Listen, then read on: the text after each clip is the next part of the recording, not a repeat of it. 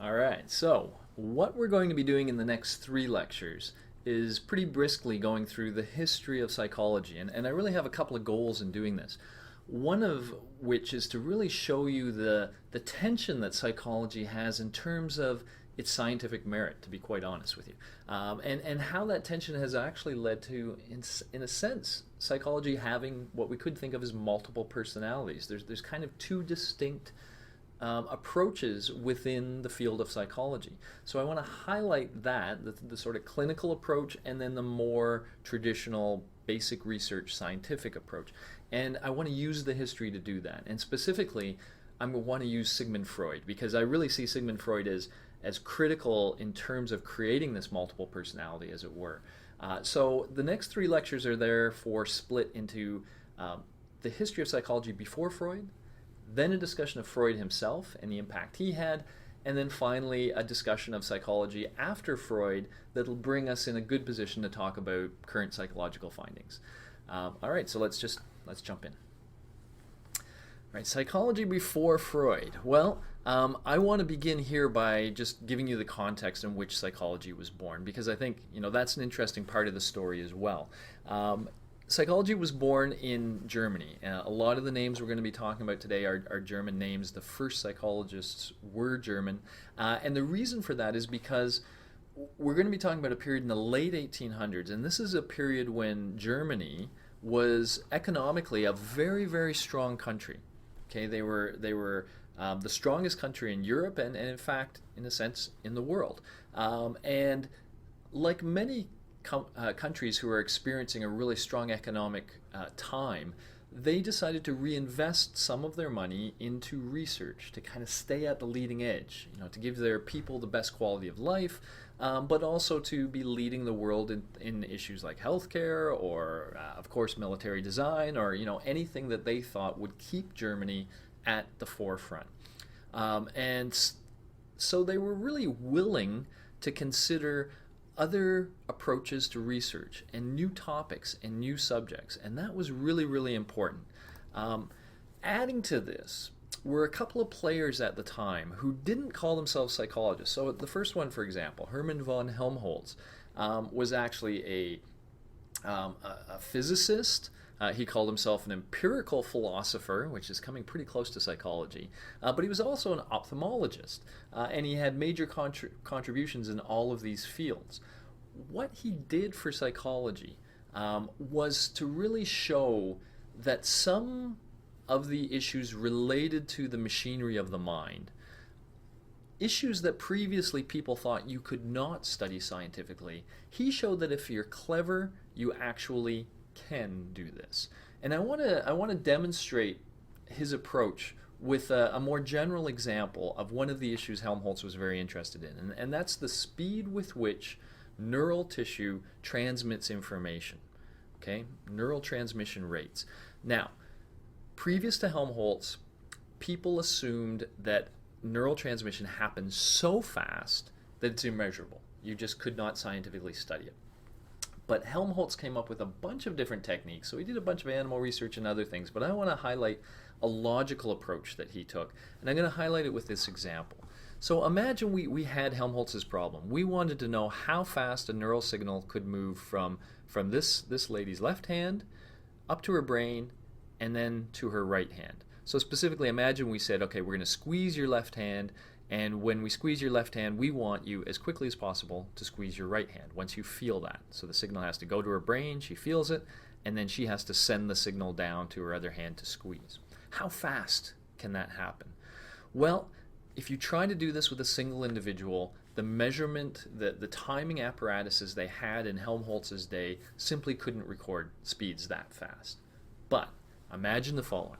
Imagine you're on a set of roller skates, and we find 1,000 people, and we line them up. And we just give them this simple task. We say, okay, here's what's going to happen. I'm going to squeeze this gentleman's left hand. And when I squeeze his left hand, I will start my stopwatch. And then off I'm going to go on my roller skates, down this hill. We've cleverly positioned ourselves on a hill so we can go really fast. So we go scooting around this hill, around to the other side, past 1,000 people, and then we go to the last person in line and we hold their right hand and we wait for them to squeeze our hand. And when they squeeze our hand, we stop the stopwatch. Okay. Now what we've done is taken this really fast thing, but by multiplying it by 1,000, having it have to go across 1,000 people, we've made it much slower. We've made it measurable. And what Helmholtz found is if you just took the total time and then you figure out, okay, what's the average distance of neural tissue in the average human being, which you can measure easily enough. And so if we now divide that total time by the average amount of neural tissue multiplied by 1,000, because we had 1,000 humans, we can derive a time. And Helmholtz did this. His time was about 25 to 38 meters per second. Again, a little rough, but hey, he could measure it. And that was the really important point. These nerve cells are the machinery that the brain is using to communicate with the body. And Helmholtz showed you could measure and study them scientifically. Very important. In the same vein, but perhaps even more important, is the contribution of Ernst Weber. Again, mid-1800s was when Weber was probably doing his best work. Weber liked the following kind of procedure. He would present stimuli, he would present two participants, two different stimuli at a time. So imagine two lines, and give them very simple tasks. Which line is longer? Now, it could also be which sound is louder, it could be which light is brighter, it could be which touch feels like it has a little more pressure to it. He studied all sorts of sensory stimuli, and he found this really fascinating truth, or law, I guess you would call it, which went as follows. He was interested in how different you had to make, for example, the lengths of a line before people could see the difference. Okay, so the first thing he found out is that our sensory stimuli have limits. Okay, we can't take one line and just add a little tiny bit to it and people go, oh, there it is. You have to add a fair amount before they notice that the two lines are different. How much do you have to add? Well, Weber called that amount something he called the just noticeable difference, or JND. That was how much extra length you had to add before people could tell the difference, or how much extra sound, loudness, how much extra brightness, etc. And what he found is that that amount, how big that amount was, depended on the original length of the line, or the original, in more general terms, intensity of the stimulus. So let's look at this formula. He said if you had some original intensity, and you ask, how much of a change do you have to make to that before people notice it? That there seems to be this constant ratio. So let me explain that. Let's say this was a 10 millimeter line, and we kept making this one bigger until people suddenly said, okay, I can now perceive. In my mind, I can see those are different. And let's say we had to add 2 millimeters to do that. So they could tell the difference between a 10 millimeter line and a 12 millimeter line. Okay, so we found 2 or 20% extra. Then they could see it. What if this was now a 100 millimeter line? Well, if you presented a 100 millimeter and 102 millimeters, they still couldn't see the difference. So it's not a question that we can detect a 2 millimeter difference. Rather, you had to keep increasing this until you got to 120 millimeters. That is 20% more than the original size. So when you got to 120, now people could see it. So he found these, what we now call Weber fractions, these ratios that hold true for our different sensory systems. And the really important point of all this for psychology is that he was actually studying people's mental perceptions. He called what he was doing psychophysics, studying the physics of the mind. And what he showed is that, hey, you know what? Math seems to work. We can apply math. There are things like constants to perception. And again, that suddenly, in this environment where people were willing to explore new research methods, these sorts of findings suggested, you know what? The mind is open for study. We can have a science of the mind. So they really opened the door. Now, who walked through the door? Well, that's Wilhelm Wundt. Wilhelm Wundt is credited as being the first psychologist. That's on two bases, really. He established the first experimental lab devoted to psychology in 1874, and he wrote the first textbook over here, The Principles of Physiological Psychology, in 1879. So those two things give him the title, the first person to really call himself a psychologist and the father of modern psychology. Now, from its birthday, psychology started to have this battle in terms of science. So specifically, Wundt really favored a procedure that he called introspection. Introspection literally means, spection, to inspect something, but to inspect inward, to kind of inspect the contents of your consciousness. So this is what Wundt did, and this is what he trained people to do. He had so-called trained observers that he would teach the proper way to kind of both look into their mind and to report what was going on in there. And so he would train these observers quite heavily, and then he would present various stimuli. They could be just colors or sounds or anything really. And these people would have to tell Wundt what they were seeing in their mind or what they were hearing or anything that was going on in their conscious mind. And what Wundt was really after, it's now we call it structuralism, was that idea of what conscious experience looks like. What's the structure of conscious experience? Now, a lot of scientists didn't like introspection. They thought this was problematic because Wundt was no longer directly studying the thing he was interested in, the structure of conscious experience. He required his trained observers to look for him and accurately report what was going on in their mind. And a lot of people questioned whether anybody could really do that. And whether things like, making it verbal changed the whole experience. And so suddenly there was this little controversy over the techniques Wundt was using and how scientific they were. And that was kind of going on, and yet, Wundt still continued on and found a lot of interesting things.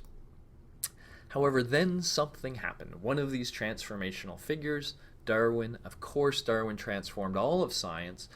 What he did to psychology parallels what he did to biology, and here's what I mean by that. When Darwin was on the Beagle, he was collecting specimens from exotic places. This is what a lot of biologists did during Darwin's time. And so he was collecting all these specimens, and then he was behaving in the typical biological way, which was he was bringing the specimens back, and then he was trying to put them into taxonomic categories. So, we think of things like birds versus reptiles and that kind of thing. How did those categories come to exist? Well, biologists would look at the features that some specimen had, and then they would group different specimens according to their features and ultimately create some class around that. Now, that's all well and good, but Darwin made another mental leap. He said, you know what? We're focusing too much on what the features are and classifying in that way. But there's a whole other very interesting, more interesting story to this. And that is, we should be asking why the features are the way they are. So of course in his famous work he focused on finches that he found in the Galapagos, and he made a big deal out of things like their beak shape. So he noticed that, for example, some finches, like this one, had sort of short, stout, strong beaks. Other finches had much longer, thinner beaks. The longer, thinner beaked finches tended to live in places where there were insects within, wooden logs or other places where the bird had to get in to get those insects. So the long beak helped them get the food. Other finches, like this one with the shorter beak, tended to live in places where there was lots of seeds or nuts. So these beaks helped them crack the seeds or nuts. So the feature of what the beak looks like is not just coincidental. It's not just random. It's very much tied into the context that the animal lives, and it has a very distinct function. And so Darwin essentially told the biological community, don't worry so much about what things look like, worry about what they're good for. What's the function? That's the real interesting story. That mentality came into psychology. I told you that Wundt was very interested in the structure of conscious experience. Well, following Darwin and heavily influenced by him, William James, now we're seeing psychology broaden out of Germany and coming into America here. William James was interested in the function of various psychological processes. So he changed the whole dialogue away from what does conscious experience look like. And instead, he's a fascinating guy, William James. He would essentially, this is my image of him, experience life, sit in a chair, reflect on things like, how does memory work and what's it good for? And what about attention? What does that do for us? And conscious experience and will. What is the human will? Do we actually control our own behavior? So he would think about all these deep issues and he would come to these theoretical stances on them. And the really creepy thing, and I do think it is creepy, is how accurate the guy was, in the sense that William James himself did not do a lot of empirical research. He mostly generated ideas. So in some ways he was more of a philosopher than a psychologist, but all of his philosophy was about cognitive things. And so he came up with all these ideas. Years later, we're doing all these experiments, and it really is uncanny how much our experimental data seems to match a lot of James's ideas. So he's a fascinating guy, and I'll include a link to the Principles of Psychology, the full text, which is his textbook in 1890. And it's kind of interesting to look through that, and it's not coincidental here that you see it right beside Darwin's Origin of the Species.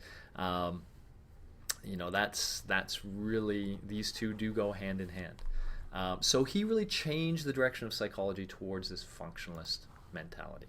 All right, so that's where we're going to leave the story for now, except I really want to emphasize the following. Up until now, psychology has been a very young science trying hard to be scientific and trying to really, promote we can scientifically study the mind. Keep that in mind and bring that with you into the next lecture on Freud, where you'll see Freud messes things up totally. In the meantime, I've got a couple of videos you could choose to watch here. The 3-minute history of psychology is just that. It's a real quick history that'll cover everything we go through. A long biography on Darwin. Darwin's just a critical figure. And I do have a link to the text for the Principles of Psychology. And I encourage you to just check out a section or two. The wording is very Victorian, the style of writing, but just to get a sense of how James thinks, I think is worth the effort. All right, so I'm going to leave it there. I will see you on part 2 of history. Thanks. Bye-bye.